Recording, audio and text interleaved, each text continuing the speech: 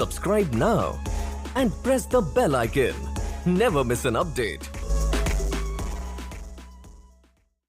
Hello दोस्तों, good morning. स्वागत है एक बार फिर से आप सभी का Mishra ji technical YouTube channel में। दोस्तों आज है 25 जनवरी और 25 जनवरी 2019 के करंट अफेयर से जितने भी क्वेश्चन बन सकते हैं आज की इस वीडियो में हम लोग डिटेल में बात करेंगे। आज की इस वीडियो में मैंने 24 जनवरी 2019 के भी करंट अफेयर के क्वेश्चंस को इंक्लूड किया है, क्योंकि आप लोग जानते हैं मैंने कल पोस्ट भी किया था कि कुछ टेक्निकल इशूज़ की वजह से कल वीडियो नहीं बन पाई थी, तो दोनों दिन के करंट अफेयर के क्वेश्चन इसमें इंक्लूड किए गए हैं।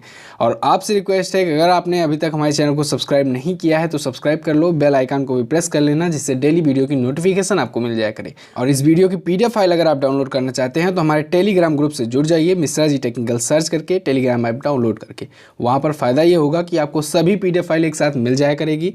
लगभग 16,000 लोग उसका फ़ायदा उठा रहे हैं, पीडीएफ डाउनलोड करके रिवीजन कर रहे हैं, तो आप लोग भी वहाँ से जुड़ जाइए। चलिए वीडियो को स्टार्ट करते हैं और देखते हैं आज का पहला क्वेश्चन। आज का पहला क्वेश्चन है, राष्ट्रीय बालिका दिवस कब मनाया गया?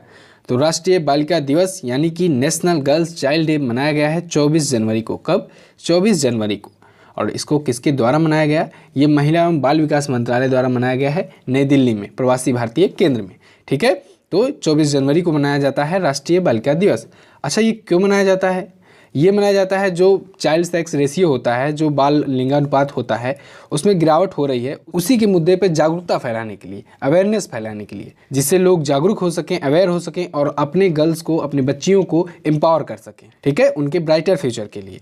तो इसकी थीम भी ऐसे ही रखी गई है, empowering girl for a brighter tomorrow. ठीक है, क्या रखी गई है? Empowering girl for a brighter tomorrow. Okay, तो ये है इसकी थीम। अब आपको ऑप्शन में दिख रहा है 1 जनवरी। तो 1 जनवरी को मैंने आपको बताया था डीआरडीओ दिवस मनाया गया। आप लोग रिवीजन जरूर किया करो, रिवीजन अगर आप करते रहोगे तो आपसे चीज़ें भूलेंगे नहीं। 12 जनवरी को मनाया गया है युवा दिवस। ठीक है, युवा दिवस, यूथ डे। 15 जनवरी को मनाया गया सेना दिवस और 24 जनवरी को राष्ट्रीय बालिका दिवस। क्लियर है इतना? चलिए अब नेक्स्ट देखते हैं। नेक्स्ट है, हाल ही में जारी वैश्विक प्रतिभा प्रतिस्पर्धा रैंकिंग में भारत को कौन सा स्थान मिला है?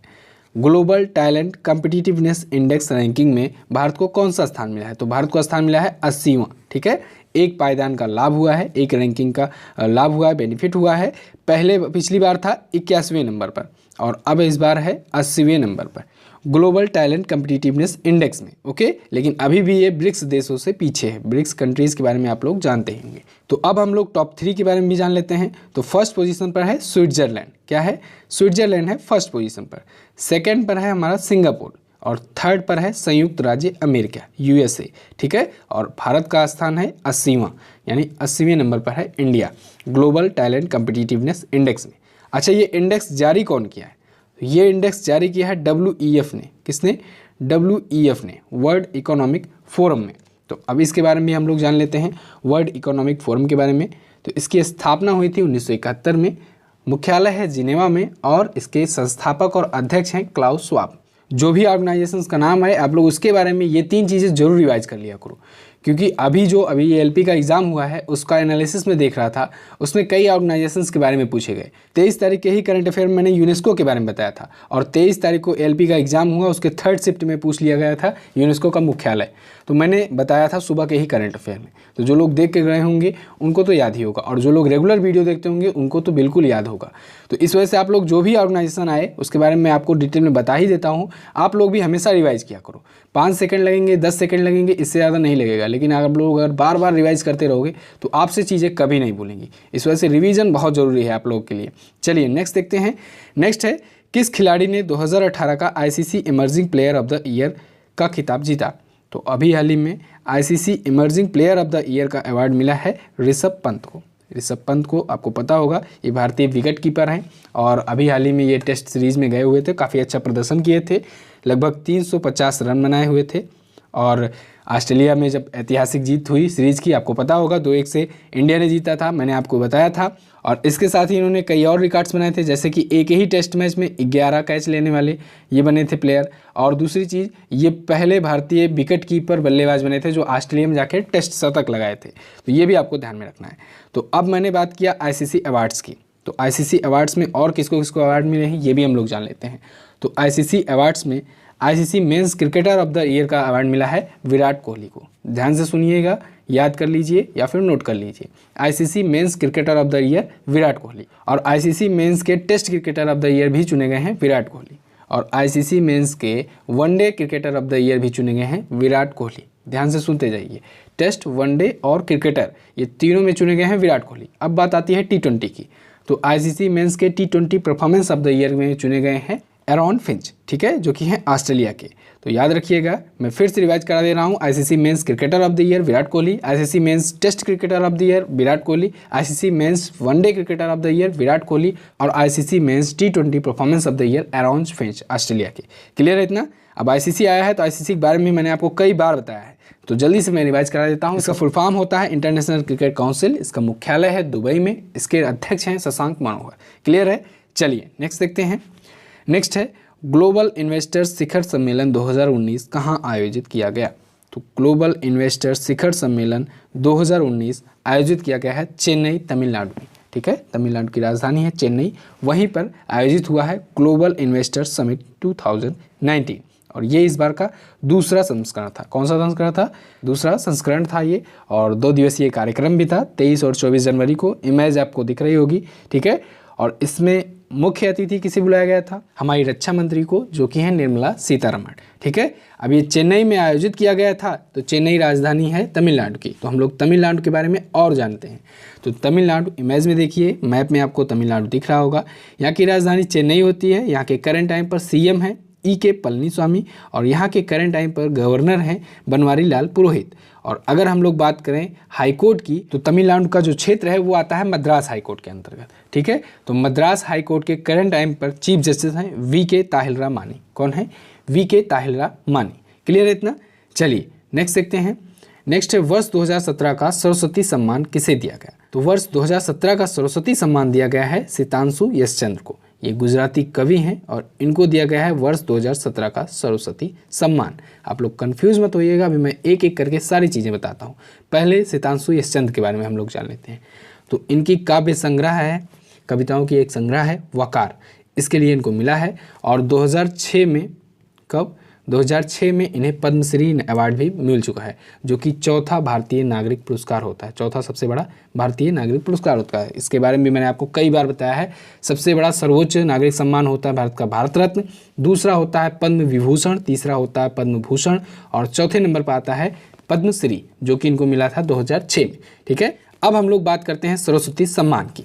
तो सरस्वती सम्मान जो है ये के बिरला फाउंडेशन द्वारा स्थापित किया गया था और 8वीं अनुसूची में जो 22 भाषाएं हैं आपको पता होगा, ठीक है। 8वीं अनुसूची में हमारे भारतीय संविधान के 22 भाषाओं का उल्लेख किया गया है। तो उन्हीं 22 भाषाओं में से प्रत्येक वर्ष किसी एक भाषा के लिए उसमें उत्कृष्ट प्रदर्शन करने वालों को दिया जाता है ये अवार्ड, सरस्वती सम्मान। तो ये इस बार का 27वां संस्करण था, ये भी याद रखिएगा, 27वीं बार ये दिया गया, 27वां संस्करण था। और 2017 का 2019 में दिया गया, ये भी आपको याद रखना है। 2017 का अनाउंसमेंट हो चुका था बहुत पहले ही 2017 के लिए, और दिया गया अब, ठीक है। तो इसी वजह से ये क्वेश्चन बना है इस मंथ में, और ये पूछा जा सकता है इस मंथ या आने वाले मंथ्स के एग्जाम्स में। क्लियर है इतना? चलिए अब नेक्स्ट देखते हैं। अगर आपको वीडियो पसंद आती हो तो इसको लाइक ज़रूर कर दीजिए और अपने दोस्तों के साथ शेयर ज़रूर कर दिया करो। आप लोग शेयर करते हो तो मेरा मोटिवेशन बढ़ता है और मैं और ज़्यादा चीज़ें आपको बताने की कोशिश किया करता हूँ, तो इस वजह से आप लोग शेयर ज़रूर कर दिया करो। नेक्स्ट है, हाल ही में किस मंत्री को अंतरिम वित्त मंत्री के रूप में नामित किया गया? तो अंतरिम वित्त मंत्री के रूप में नामित किया गया है अभी हाल ही में पीयूष गोयल जी को। पीयूष गोयल जी आपको पता होगा ये वर्तमान में कोयला मंत्री हैं और रेलवे मंत्री हैं। इन दोनों का प्रभार इनके पास पहले से है, कोयला मंत्री और रेलवे मंत्री का, और इनको अभी एक और प्रभार दे दिया गया है, एक और मंत्रालय का अंतरिम वित्त मंत्री के रूप में इनको नामित किया गया है। अभी अंतरिम क्या होता है? अंतरिम मतलब आप लोग एक प्रकार से ले लीजिए टेम्प्रोरी, इसके बारे में मैंने आपको बताया है। टेम्प्रोरी मतलब ये अभी करंट टाइम पर टेम्प्रोरी है। वित्त मंत्री अरुण जेटली जी थे, ठीक है, लेकिन करंट टाइम पर वो अमेरिका में गए हुए हैं इलाज कराने, उनकी तबीयत खराब है। तो अभी 1 फरवरी को बजट पास होना है, तो 1 फरवरी तक वो आ नहीं पाएंगे, तो बजट कौन पास करे? इसी वजह से पीयूष गोयल जी को ये प्रभार दिया गया है वित्त मंत्रालय का, ठीक है। तो 1 फरवरी को याद रखिएगा बजट पास होता है, तो यही पास करेंगे इस बार पीयूष गोयल जी। क्लियर है इतना? चलिए अब नेक्स्ट देखते हैं। नेक्स्ट है, यस बैंक का नया एमडी और सीईओ किसे नियुक्त किया गया है? तो यस बैंक का नया एमडी और सीईओ नियुक्त किया गया है रवनीत सिंह गिल को। किसे?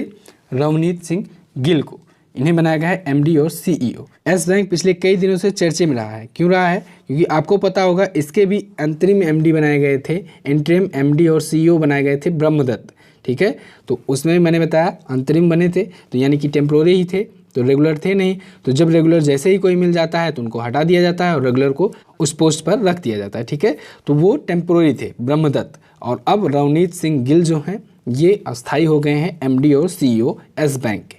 क्लियर है इतना। तो इमेज में जो आपको दिख रहे हैं यही हैं रवनीत सिंह गिल। तो 1 मार्च 2019 तक ये अपना कार्यभार संभाल लेंगे, ठीक है, अभी ये नहीं है। अब हम लोग जान लेते हैं एस बैंक के बारे में। तो एस बैंक की स्थापना हुई थी 2004 में। कब हुई थी? 2004 में। और किसने की थी? राणा कपूर और अशोक कपूर ने। और इसका हेडक्वार्टर है मुंबई में, और इसके करंट टाइम पर एमडी और सीईओ बन गए हैं रवनीत सिंह गिल। क्लियर है। चलिए नेक्स्ट देखते हैं। नेक्स्ट है, किस कंपनी ने हथकरघा बुनकर के लिए ई कॉमर्स प्लेटफॉर्म लॉन्च किया? तो अभी हाल ही में हथकरघा बुनकरों के लिए यानी कि हैंडलूम वीवर्स के लिए एक ई कॉमर्स प्लेटफॉर्म का लॉन्च किया है माइक्रोसॉफ्ट ने, ठीक है। अब ये ई कॉमर्स प्लेटफॉर्म का नाम क्या है इस वेबसाइट का? तो इस वेबसाइट का नाम है reWeb.in। क्या नाम है? reWeb.in। तो इस प्लेटफॉर्म को लॉन्च किया है माइक्रोसॉफ्ट ने, ठीक है। इससे क्या होगा? इससे डायरेक्ट सेलर से जोड़ा जा सकेगा, और जो सेलर्स होते हैं वो अपनी मार्केट को और ज़्यादा बढ़ा पाएंगे, कस्टमर से और ज़्यादा जुड़ पाएंगे, ठीक है। तो reWeb.in याद रखिएगा इस वेबसाइट का नाम। इस प्लेटफॉर्म को लॉन्च किया है माइक्रोसॉफ्ट ने। तो माइक्रोसॉफ्ट के बारे में अगर बात करें तो ये कंपनी है बिल गेट्स की, इसके संस्थापक हैं बिल गेट्स, ओके। और इसके सीईओ हैं सत्या नडेला, जो कि हैं भारतीय मूल की। तो जब भी चीज़ें आएँ आप लोग रिवाइज जरूर किया करो लिंक करके, ओके। चलिए नेक्स्ट देखते हैं। नेक्स्ट है, हाल ही में कहाँ इंडिया स्टील 2019 प्रदर्शनी और सम्मेलन की शुरुआत हुई? तो अभी हाल ही में इंडिया स्टील 2019 प्रदर्शनी और सम्मेलन की शुरुआत हुई है मुंबई में। कहाँ पर? मुंबई में। और इसको किसके द्वारा ऑर्गेनाइज किया गया है? तो इसको स्टील मिनिस्ट्री द्वारा ऑर्गेनाइज किया गया है, यानी कि इस्पात मंत्रालय द्वारा। तो इस्पात मंत्रालय आया है, तो कौन है इस्पात मंत्री? चौधरी वीरेंद्र सिंह जी। कौन है? चौधरी वीरेंद्र सिंह है करंट टाइम पर भारत के इस्पात मंत्री। तो ये 3 दिवसीय कार्यक्रम होगा, ठीक है। कार्यक्रम था कह लीजिए 22, 23 और 24 जनवरी को ये चला था ये कार्यक्रम, ओके। इंडिया स्टील 2019, और कहाँ आयोजित किया गया था? मुंबई में। क्लियर है। चलिए नेक्स्ट देखते हैं। नेक्स्ट है, किस राज्य सरकार ने पक्के हॉर्नबिल फेस्टिवल को राज्योत्सव के रूप में घोषित किया? तो अभी हाल ही में पक्के हॉर्नबिल फेस्टिवल को राज्योत्सव के रूप में, राज्य महोत्सव के रूप में घोषित किया है अरुणाचल प्रदेश की सरकार ने, ठीक है। ये पक्के हॉर्नबिल फेस्टिवल जो है इसका पूरा नाम है पक्के पागा हॉर्नबिल फेस्टिवल। तो इसको राज्य महोत्सव के रूप में घोषित कर दिया है अरुणाचल प्रदेश ने।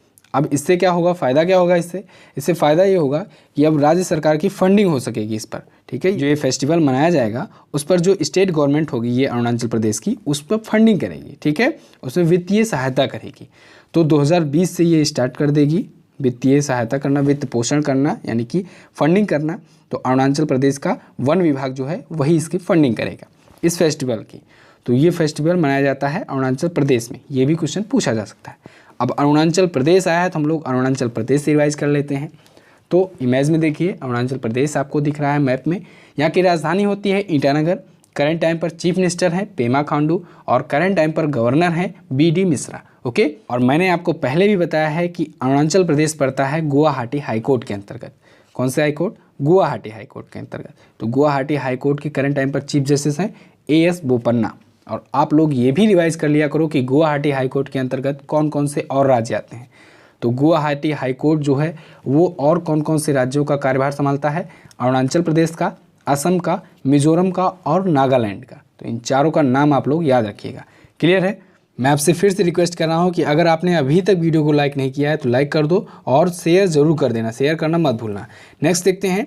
नेक्स्ट है, भारतीय नौसेना ने किस नाम से सबसे बड़ा तटीय रक्षा अभ्यास शुरू किया? तो अभी हाल ही में भारतीय नौसेना ने सी विजिल, किस नाम से? सी विजिल नाम से अभी तक का सबसे बड़ा तटीय रक्षा अभ्यास शुरू किया है, ठीक है। लार्जेस्ट कोस्टल डिफेंस प्रैक्टिस शुरू किया है भारतीय नौसेना ने। और इसको क्यों शुरू किया गया है? इसको जो 26/11 हमले हुए थे मुंबई में, आपको पता होगा आतंकवादी हमला हुआ था, तो उसी के 10 वर्षों के बाद ये आयोजित किया जा रहा है उसी की याद में। तो वैसी घटना दोबारा ना हो पाए इस वजह से ये अभ्यास किया जा रहा है, ओके। क्योंकि आपको पता होगा कि जो 26/11 का आतंकवादी हमला हुआ था इसमें समुद्र के रास्ते से ही वो लोग घुसे थे आतंकवादी लोग। तो इसी वजह से हमारे जो तट होते हैं, कोस्टल एरिया होते हैं, उसको और ज़्यादा मजबूत किया जा सकेगा, उसकी सिक्योरिटी को और ज़्यादा बढ़ाने के लिए ये आयोजित किया जा रहा है, ये अभ्यास किया जा रहा है। क्लियर है। तो भारतीय नौसेना आया है तो हम लोग भारतीय नौसेना के बारे में कुछ चीज़ें रिवाइज कर लेते हैं। तो भारतीय नौसेना का हेडक्वार्टर है नई दिल्ली में, और नई दिल्ली में ही तीनों सेनाओं का हेडक्वार्टर है। और भारतीय नौसेना के करंट टाइम पर अध्यक्ष हैं एडमिरल सुनील लांबा। कौन है? एडमिरल सुनील लांबा। और भारतीय नौसेना दिवस मनाया जाता है प्रत्येक वर्ष 4 दिसंबर को। ओके, चलिए नेक्स्ट देखते हैं। नेक्स्ट है 100 एक दिवसीय विकेट लेने वाले सबसे तेज भारतीय गेंदबाज कौन बने? तो 100 वनडे विकेट लेने वाले सबसे तेज भारतीय गेंदबाज बन गए हैं मोहम्मद शमी अहमद।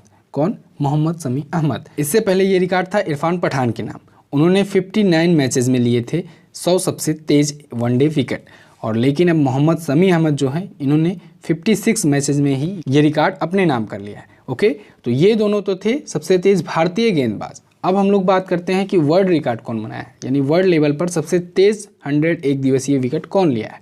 तो ये लिया है राशिद खान ने, यानी कि ये रिकॉर्ड है राशिद खान के नाम। राशिद खान है अफगानिस्तान के लेग स्पिनर, याद रहेगा आपको। अगर बात करें कि 100 एक दिवसीय विकेट लेने वाले सबसे तेज भारतीय कौन बने हैं, तब मोहम्मद शमी अहमद। विश्व रिकॉर्ड किसके नाम है अगर बात किया जाए, तब आप बताएंगे राशिद खान, अफगानिस्तान के लेग स्पिनर। क्लियर है? चलिए नेक्स्ट देखते हैं। नेक्स्ट है विश्व एकीकृत चिकित्सा मंच 2019 का दूसरा आयोजन कहाँ किया गया? तो विश्व एकीकृत चिकित्सा मंच यानी कि वर्ल्ड इंटीग्रेटेड मेडिसिन फोरम का आयोजन किया गया है गोवा में। कहाँ पर? गोवा में किया गया है इसका ऑर्गेनाइजेशन। ये इस बार का दूसरा संस्करण था, दूसरा आयोजन था। तो ये 23 जनवरी से स्टार्ट हुआ है और 25 जनवरी तक चलेगा। ओके, विश्व एकीकृत चिकित्सा मंच 2019। अब गोवा आया है तो हम लोग गोवा के बारे में भी जान लेते हैं। तो मैप में देखिए, भारत के मैप में ये छोटा सा दिख रहा है गोवा। यहाँ की राजधानी होती है पणजी, और यहाँ के करंट टाइम पर चीफ मिनिस्टर हैं मनोहर पार्रिकर, और गोवा की करंट टाइम पर गवर्नर हैं मृदुला सिंह। अब हम लोग बात करते हैं कि गोवा किस हाई कोर्ट के अंतर्गत आता है। तो गोवा आता है मुंबई हाई कोर्ट के अंतर्गत, गोवा का क्षेत्र, ठीक है, मुंबई हाई कोर्ट ही संभालता है। तो मुंबई हाई कोर्ट के चीफ जस्टिस कौन है? नरेश हरिश्चंद्र पाटिल। क्लियर है? चलिए देखते हैं आखिरी क्वेश्चन। हाल ही में रघुवीर सिंह भोला का निधन हो गया, उनका संबंध किस खेल से है? तो रघुवीर सिंह भोला जी जो थे उनका संबंध है हॉकी से, ठीक है, उनका संबंध हॉकी से था। इनका अभी हाल ही में निधन हो गया, और ये 92 वर्ष के हो चुके थे। कितने वर्ष? 92 वर्ष के। इनके अवार्ड्स के बारे में बात करें तो इनको अर्जुन अवार्ड मिल चुका है रघुवीर सिंह भोला को, और ये इंटरनेशनल अंपायर भी रह चुके हैं, भारतीय हॉकी के टीम के ये प्रबंधक भी रह चुके हैं, टीवी कमेंटेटर भी रह चुके हैं, और भी पद ये संभाल चुके हैं भारत के, ठीक है। तो यानी कि आपको आइडिया लग रहा होगा कि रघुवीर सिंह भोला कितना ज़्यादा इंपॉर्टेंट थे, कितनी बड़ी पर्सनालिटी थी। तो इनका भी हाल ही में निधन हो गया, हॉकी खेल से ये संबंधित थे। क्लियर है इतना? तो बस दोस्तों, आज के दिन के करंट अफेयर्स से बस इतना ही। आई होप आपको वीडियो पसंद आई होगी। अगर आपको वीडियो पसंद आई है तो इस वीडियो को लाइक कीजिए, अपने दोस्तों के साथ शेयर करना मत भूलिएगा। आपके पास जो भी फेसबुक, व्हाट्सएप, ट्विटर जो भी ग्रुप हो स्टडी रिलेटेड, वहाँ पर आप लोग इस वीडियो को शेयर जरूर कर देना। और अब हम लोग बात करते हैं लास्ट डे के क्वेश्चंस की। तो लास्ट डे मैंने 2 क्वेश्चंस पूछे थे, जिसमें पहला क्वेश्चन था संसद रत्न पुरस्कार की शुरुआत कब हुई? तो ये शुरुआत हुई थी सन 2010 में, और शुरुआत किसने की थी? डॉक्टर APJ अब्दुल कलाम ने। नेक्स्ट था हाल ही में नेपाल और किस देश में जाने वाले 65 वर्ष से अधिक भारतीयों के आधार कार्ड को वैध दस्तावेज माना जाएगा? तो नेपाल और भूटान, इन दोनों देशों में भारत से अगर कोई 15 वर्ष से नीचे का या फिर 65 वर्ष से ऊपर का कोई भारतीय नागरिक जाता है तो उसके पास अगर आधार कार्ड भी है तो उसको भी एक वैलिड डॉक्यूमेंट माना जाएगा। क्लियर है इतना? चलिए अब हम बात करते हैं क्वेश्चंस ऑफ द डे की। तो आज का क्वेश्चंस ऑफ द डे का पहला क्वेश्चन है, चीन की अर्थव्यवस्था पिछले लगभग 3 दशकों में सबसे धीमी दर से बढ़ी है। साल 1990 में चीन की अर्थव्यवस्था कितनी थी? बहुत ही अच्छा क्वेश्चन है, आपको बता देना है इसको जल्दी कमेंट करके, और इस बार कितनी अर्थव्यवस्था है इसके बारे में भी आपको बताना है। नेक्स्ट है, हाल ही में उड़ीसा के कालाहांडी जिले में कुछ कलाकृतियों की खोज हुई है, ये मूर्तियाँ किसके समकालीन बताई जा रही हैं? तो इन दोनों क्वेश्चंस के बारे में आपको जो भी पता हो आप लोग कमेंट करके बताइए, और आपका अगर कोई सुझाव हो तो आप लोग उसको भी बताना मत भूलिएगा। तो मिलते हैं दोस्तों अगली वीडियो में। अगर आप चैनल पर नए हो तो सब्सक्राइब कर लो, ऐसे ही वीडियो मैं रोजाना लाता हूं तो आपको मिल जाया करेंगी। बेल आइकन को भी प्रेस कर लेना, और अगर आप इस वीडियो की PDF फाइल डाउनलोड करना चाहते हो तो टेलीग्राम ऐप से हमारे ग्रुप से जुड़ जाइए, वहाँ पर आपको सभी PDF फाइल एक साथ मिल जाएगी। ठीक है, तो मिलते हैं अगली वीडियो में, तब तक के लिए नमस्कार, जय Hind, Vande Mataram. Subscribe now and press the bell icon. Never miss an update.